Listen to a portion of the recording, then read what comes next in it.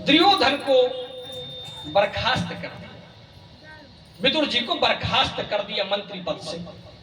लेकिन विदुरानी कहते हैं विदुर जी से, अब तुम कन्हैया से कैसे मिलोगे, आप पे मंत्री पद भी नहीं। बोले ना मिले, हम भले उनको ना देख पाए लेकिन वो हमको तो देखे, क्योंकि जब हम बिहारी जी में जाते हैं,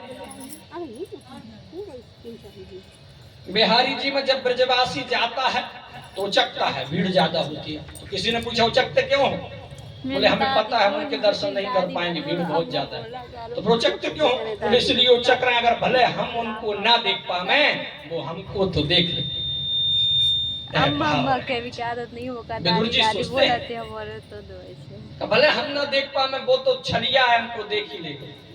लेकिन दुर्योधन भगवान श्री कृष्ण को रथ में विराजमान कर आया।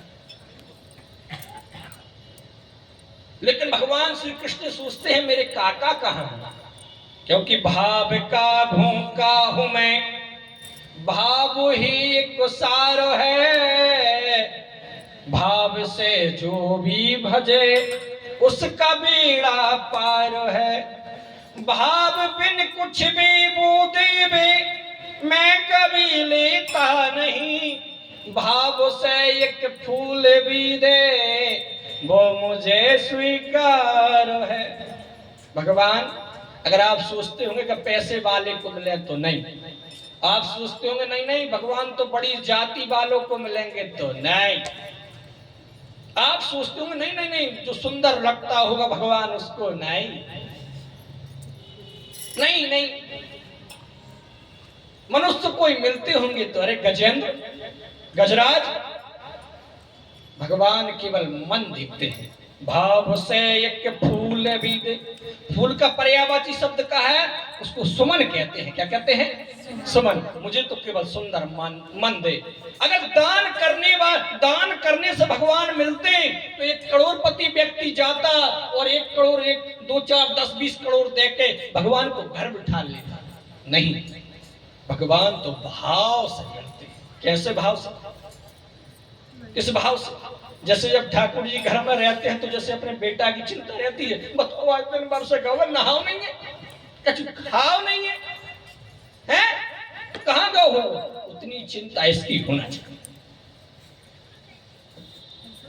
उतनी चिंता इसकी होना चाहिए। मैं तो एक बात और कहना चाहता हूं, आप मानो ना मानो, जब भी जिसके घर लड़की दे, जिसके घर लड़की दे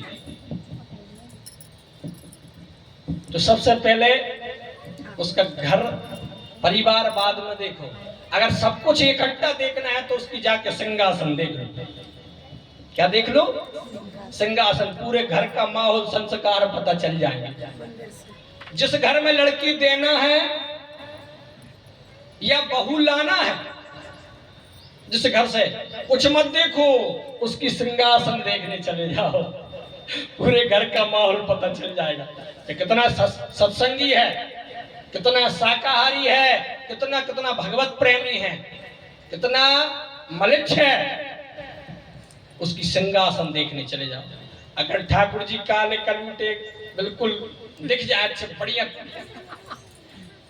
और बैठे हुए, कपड़ा नहीं है और राख लगी हुई है, मेले कुचेले रखे हैं, तो समझ लेना कि इस घर में मोड़ी नहीं देने, इस घर में मोड़ी नहीं देना, क्योंकि ठाकुर जी सिंहासन से ही पता चल जाता है घर के संस्कारों का।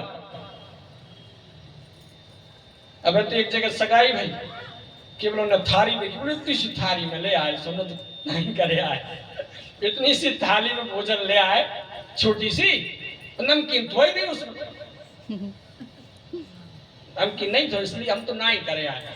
दूसरी बार शादी हुई, अच्छी बड़ी बड़ी थाली में आई। दूसरी बार जब दूसरी जगह शादी की तो अच्छी बढ़िया थाली में कई प्रकार के व्यंजन बने, लेकिन जब लड़की आई 3 महीने बाद तलाक। अच्छा पैसा दिया लेकिन तलाक हो गया। क्यों? क्योंकि सब देखा था, पैसा देखा था, प्रॉपर्टी देखी हुई थी, लेकिन संस्कार नहीं देखे। संस्कार नहीं। इसलिए अच्छा बेटा के लिए बहू लाना है या बेटी देना है तो उस घर में संस्कार देना। संस्कार बहुत सर्वोपरि है अगर लंबा चलना है तो। आज ठाकुर जी के लिए कपटपूर्ण मैत्री से दुर्योधन ने बुलवाया और भगवान विदुर को देख रहे मेरे काका कहां, और खंबे से सिर को लगा के काका खड़े हुए। लेकिन इशारे से भगवान श्री कृष्ण कहते हैं तुम चलो, मैं आने का प्रयास करूंगा। इशारे से भगवान से कहते हैं, विदुर से कहते हैं आप चलो, मैं आने का प्रयास करूंगा। जैसे सिंहासन पर विराजमान हुए, सिंहासन पर जैसे विराजमान हुए तो दुर्योधन से कहते हैं, कर्ण विकर्ण भीष्म पितामह बैठे हुए, बोले दुर्योधन एक बात बताओ, पांडव आपके सगे चाचा है? सगे चाचा के बालक हैं? बोले हाँ। बोले सगे भाई हुए? बोले हाँ। तो आधे हिस्सेदार हुए? बोले बिल्कुल नहीं। बोले बिल्कुल नहीं। बोले सूचक्रे नैवम दश्यामि बिना युद्धेन केशवा, सुई की नोक के बराबर बिना युद्ध के नहीं देंगे। आज पंचायत करने के लिए आए हुए हैं कौन? भगवान श्री कृष्ण, शांति दूत बनकर। कौरव पांडव जब दूसरों की लड़ाई नहीं थी, आप सोच रहे हैं कोई दूसरों की लड़ाई थी, घर की लड़ाई थी, परिवार की लड़ाई थी। बोले सूचक्रे नैवम दश्यामि बिना युद्धेन केशवा, सुई की नोक के बराबर नहीं देंगे हम। भगवान ने कहा रे दुर्योधन, तुमने अभी युद्ध देखे कहां होंगे? किताबों में पढ़ा होगा, किताबों में पढ़ा होगा, कहानियों में दादी से सुना होगा। क्योंकि एक बात मैं आपको बता दूं, इस देश को बर्बाद करने में 4 लोगों का हाथ है। कितने लोगों का? 4। इस व्यास गद्दी से छोटे शब्द नहीं बोलूंगा। सबसे पहले इस देश को बर्बाद किया है गुरु ने। किसने? गुरु। गुरु कौन? गुरु की भेद बुद्धि नहीं होना चाहिए। अगर गुरु के लिए शिष्य कोई गरीब है कोई अमीर है तो समान व्यवहार। ऐसा नहीं बड़ा आदमी आया उसको मिठाई का प्रसाद दे दिया और गरीब आया उसको फूला चढ़ा। जैसे द्रोणाचार्य, द्रोणाचार्य जी की भेद बुद्धि थी, वो पांडवों के भी गुरु थे और कौरवों के भी थे। गुरु को गुंडा नहीं होना चाहिए, भेद बुद्धि नहीं, समान व्यवहार गुरु को। और दूसरा राजा, राजा यानी धृतराष्ट्र। विदुर ने बहुत समझाया था कि अपने बालक को समझाओ, बोड़ा कोया पेड़ बबूल का तो आम कहां से हुए। अगर पाप बो रहा है तुम्हारा बेटा तो पाप ही उगेगा। पांडवों को लक्षा ग्रह में जलाने का प्रयास कर रहा है, पेड़ से गिराने का प्रयास कर रहा है, खीर में विष देने का, मारने का प्रयास कर रहा है। तो चना बोगे तो गेहूं काट के नहीं लाओगे, नहीं लाओगे। अगर पाप बोया है तो पाप। बाहर के नेत्र नहीं है, अंदर के तो हमको खोलो। लेकिन नहीं, पुत्र मोह में, पुत्र मोह में अपने बेटे को बढ़ावा दिया। राजा जो होता है वो चाहे किसी जाति की प्रजा हो, उसके साथ भेदभाव नहीं करना चाहिए, क्योंकि जो प्रजा होती है वो राजा के लिए पुत्र समान होती है। अब ऐसा नहीं कि हमारी जाति के लोगों को ज्यादा बढ़ावा दें, हमारे लोगों का ज्यादा सपोर्ट करें, हमारी जाति गलत ऐसा। और तीसरा है बाबा। बाबा यानी घर का दादा, जैसे भीष्म पितामह। भीष्म पितामह पांडवों के भी दादा थे और कौरवों की भी थे, लेकिन पक्ष किसका लिया? कौरवों। विपक्ष पांडवों का। अगर ऐसा भी दादा है घर में तो शास्त्र के थे, हम नहीं तुम सोचो कि महाराज ने कही थी।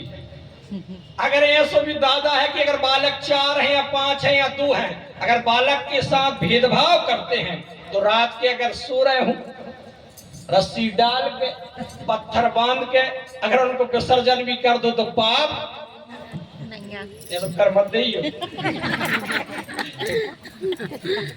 जिस दादा की भेद बुद्धि है वो थे भीष्म पितामह। और चौथा है चुरकट। चुरकट शब्द भी शास्त्र का ही शब्द है।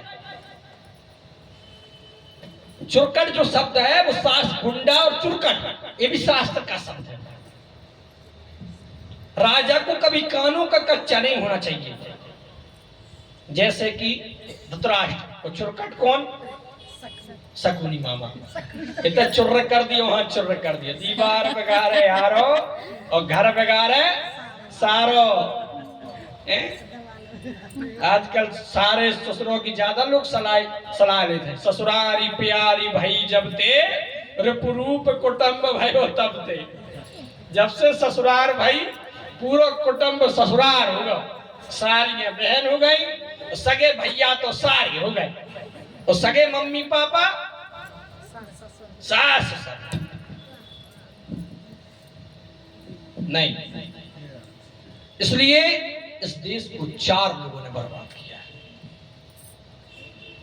इस देश की समस्या बुरे लोग भी नहीं है, अच्छे लोग भी हैं। और आज भगवान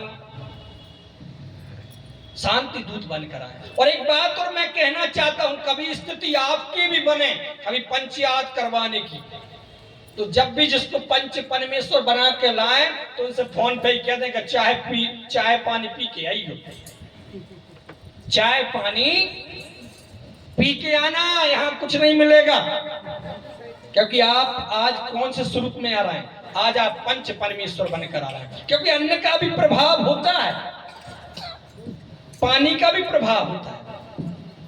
इसलिए आज भगवान दुर्योधन कहता सुचग्र एवं दस्यामी मनायुद्धेन केशवा। बोले तूने अब युद्ध देखे कहां है?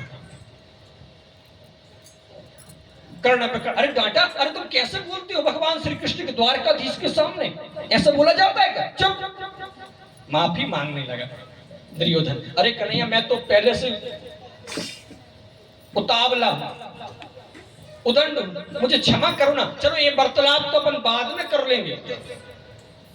पहले मेरी मैया ने गांधारी ने अपने ही हाथन से 56 भोग बनाए। भगवान श्री कृष्ण का सुनो दुर्योधन, भोजन 2 परिस्थितियों में किया जाता है। कितनी परिस्थितियों में? 2। या तो भोजन कराने वाले के मन में भाव, या पेट में भूख हुई। क्योंकि भूख भी ना जाती देखे, ना गर्म देखे, ना ठंडो देखे, है तो भोजन चाहिए। जैसे आप कभी गेहूं गोवर्धन इतना पानी जलेबी कचौड़ी खिलाते हैं, लेकिन जब नहीं खाना हो तो क्या ठंडी हुन्ने, क्या पानी मटकाई को है का? कौन सी जाति से हो है? भोजन 2 परिस्थितियों में किया जाता, लेकिन तुम्हारे यहाँ दोनों परिस्थिति नहीं है। मुझे भूख नहीं है और तुम्हारा भाव देख ही रहा हूं। रही बात भोजन की, तो मेरे घर निमंत्रण गया था विदुर का, बड़ी सभा में बोल रहा। वहां के नगरवासी परकरवासी बैठे हुए बड़े सिंहासन पर, भगवान बैठे हैं। भगवान ने कहा निमंत्रण गया था काका विदुर का, बोले जब भी आप हस्तिनापुर पधारो तो भोजन मेरे घर करना। दुर्योधन ने कही जब खुद को खावे तो बाको ठिकाना है नहीं है, तुम्हें क्या खिलाएगा? बोले जब बुलाया है तो जरूर कुछ ना कुछ खिलाएगा, क्योंकि भगवान तो भाव के भूखे हैं। अब विदुर जी मन में खड़े होकर बोलने, बोले हमने कब? बोले चुप चुप चुप बैठ जाओ। खड़े होकर कहने लगे हमने कब बुलाया? बोले चुप बैठ जाओ। मोहे आन मिलोरी घनश्याम, बहुत दिनों बीतो गए। मोहे आन मिलोरी घनश्याम, बहुत दिनों बीतो गए। मोहे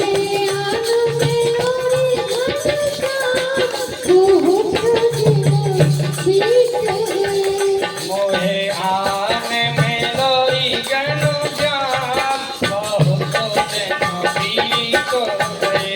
मोहे आन मिलोरी। विदुर भाग हुए जाते हैं, बड़ा छलिया है, जरूर आता होगा। जब कहा मुहे आन मेरा